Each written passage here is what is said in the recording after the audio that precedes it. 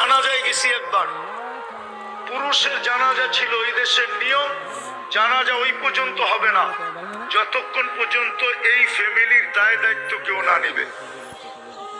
এতিমদের দায় দায়িত্ব নিলে জানাজা শুরু হবে, এর আগে জানাজা শুরু হবে না। তো যেই ব্যক্তি ওই ফ্যামিলির দায়িত্ব নিছে ওকে আমি চিনি, এখনো বেঁচে আছে, গরিব। আমি ওকে জিজ্ঞাসা করলাম, তুই কেন দায় দায়িত্ব নিলি, তুই তো নিজেই খাইতে পাস না। তো উল্টা আমাকে প্রশ্ন করতেছে, তোরে মুফতির সার্টিফিকেট দিছে কে? উল্টা আমাকে কি প্রশ্ন করতেছে, তোকে মুফতির সার্টিফিকেট কে দিছে? তাই আমি বললাম কেন? বলছে, তুই কি পড়স না হাদিসে, আনা ওয়া কফিলুল এতিমি কাহাতাইন?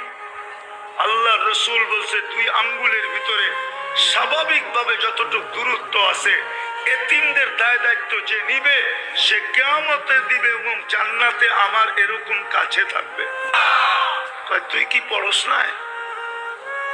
তা আমি বললাম, পড়লাম তো ঠিক আছে, কিন্তু তোর কাছে তো কিছু নাই। বলে, এক রুটি ভাগ করে খাবো, তারপরও